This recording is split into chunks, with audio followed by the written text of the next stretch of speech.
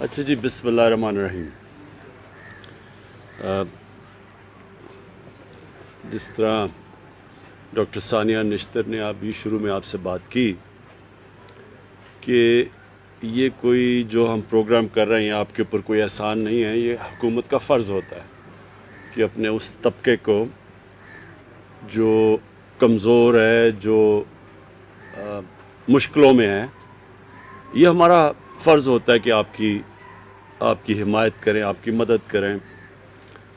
بچوں کے لیے آپ کی جو تعلیم ہے اس میں مدد کریں۔ ایک انشاءاللہ آپ سب کو، سارے خاندانوں کو ہیلتھ کارڈ دیں گے، جو سارے علاقے میں اب ہیلتھ کارڈ آئے گا۔ ہیلتھ کارڈ کا مطلب کہ ایک آپ کے خاندان میں 7.5 لاکھ روپے تک کسی بھی ہسپتال میں علاج آپ کروانا چاہیں تو وہ مفت علاج ہوگا آپ کا، تو وہ ہیلتھ کارڈ یہ سارے اب سب کو مل جائے گا۔ دوسری چیز،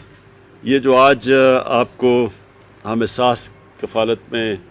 جو دے رہے ہیں پیسے، یہ انشاءاللہ آپ کو ملتے رہیں گے تاکہ آپ کی مدد کرتے رہیں۔ لیکن اس کے علاوہ ہم ایک اور پروگرام کر رہے ہیں۔ میں نے ابھی دیکھا، دو نے کہا کہ گھر نہیں ہے۔ ایک اخوت ایک ہے، ایک بڑا زبردست کام کرنے والا NGO، ان کے ساتھ ہم مل کے ہم نے ابھی تک سب سے کمزور طبقے کے لیے ان کی مدد کی ہے گھر بنانے پہ، تو وہ انشاءاللہ وہ ہم پھیلاتے جا رہے ہیں۔ ایک ہماری نیا پاکستان ہاؤسنگ ہے، وہ بھی ان لوگوں کے لیے، مزدوروں کے لیے جو کبھی اپنا گھر نہیں خرید سکتے، اور دوسرا بھی ہے، انہوں نے کہا کہ ہم 8,000 کرایہ دیتے ہیں، تو انشاءاللہ ہم ایک ایسا سسٹم لے کے آ رہے ہیں کہ بجائے کرایہ دینے کے وہی پیسہ قسطوں میں چلا جائے گا اپنے گھر کے لیے، تو وہ آپ کا بجائے کرایہ دینے کے وہ قسطیں جا کے اور آخر میں گھر بھی آپ کا اپنا ہو جائے گا۔ تو وہ اس کے اوپر بھی ہم پوری کوشش کر رہے ہیں، وہ پروگرام ہمارا شروع ہو چکا ہے، تو نیا پاکستان ہاؤسنگ، اور ساتھ ساتھ نیچے بالکل جو اخوت ہے اس کے ساتھ جو مل کے ہم ابھی تک 5 ارب روپے ان کو 3.5 ارب روپے دے بیٹھے ہیں، مسلسل آگے 10 ارب روپے دیں گے تاکہ وہ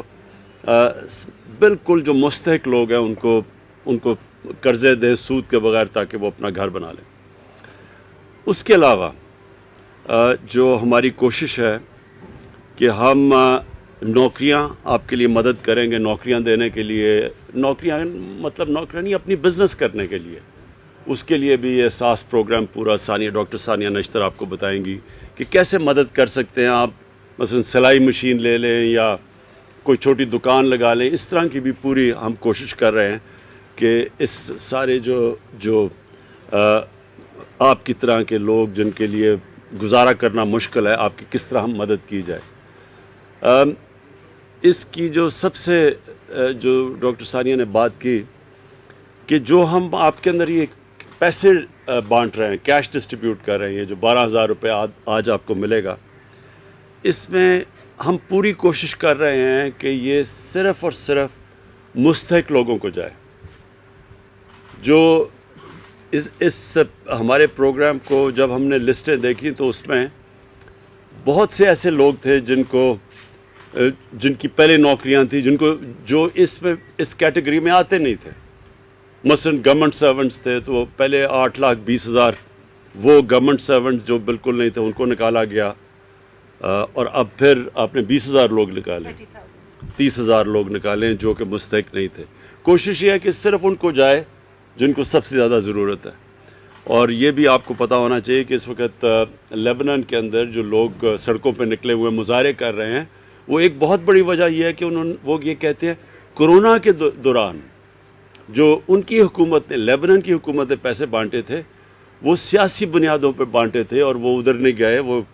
منصفانہ تقسیم نہیں تھی، اور اس لیے لوگ آج مظاہرے کر رہے ہیں۔ تو اللہ کا شکر ہے جو آپ کے ہمارے جو احساس پروگرام میں جو ہم نے پیسے بانٹے پہلی دفعہ،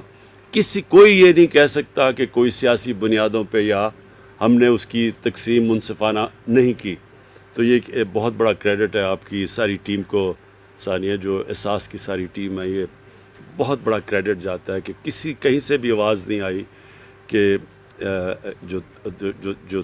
جو پیسے کی تقسیم کی گئی وہ غیر منصفانہ تھی، بلکہ زیادہ پیسہ سندھ میں گیا، سندھ کی آبادی کے لحاظ سے زیادہ پیسہ ہم نے سندھ میں دیا، حالانکہ ہماری وہاں حکومت نہیں تھی، صرف ہم نے کیونکہ میرٹ کے بنیاد پہ کیا کہ جدھر ضرورت زیادہ تھی، جدھر غربت زیادہ تھی. تو انشاءاللہ وہ ابھی بھی جو آپ دیکھیں گے کہ جو اب ہمارا دوسرا فیز شروع ہو رہا ہے آج، اور ہم نے 70 لاکھ لوگوں میں، 70 لاکھ خاندانوں میں آج سے ہم پیسہ بانٹنا شروع کر رہے ہیں. تو انشاءاللہ آپ دیکھیں گے کہ پوری ہماری کوشش ہے کہ اس کی بالکل ایک منصفانہ تقسیم ہو، کسی قسم کی کوئی فیورٹزم یا سیاسی بنیاد پر پیسہ نہیں بانٹا جائے گا. میں آپ سب کو پھر آخر میں یہ یقین دلانا چاہتا ہوں کہ ہماری ذمہ داری ہے اس حکومت کی کہ آپ کی مدد کی جائے، آپ کی بنیادی ضروریات پوری کی جائے، اور یہ جو ہمارا احساس پروگرام ہے یہ بڑھتا جائے گا. اس میں انشاءاللہ ہم اور چیزیں بھی لاتے جائیں گے. جدھر جدھر ہم دیکھیں گے کہ مثلا آپ کے بچوں کی تعلیم ہے اور آپ نہیں دے سکتے تو تعلیم میں کیسے مدد کریں. پھر تعلیم کے بعد اور اسکالرشپ اگر بڑی کلاسوں میں جانا چاہتے ہیں یا یونیورسٹی میں جانا چاہتے ہیں اس کے لیے بھی مزید اسکالرشپس کر رہے ہیں، انڈر گریجویٹ اسکالرشپس کر رہے ہیں، اور اس کا مقصد یہ ہے کہ آپ کے بچے بھی بڑے بڑے عہدوں میں پہنچ سکیں اور پھر آپ کا دھیان رکھ سکیں. بہت شکریہ.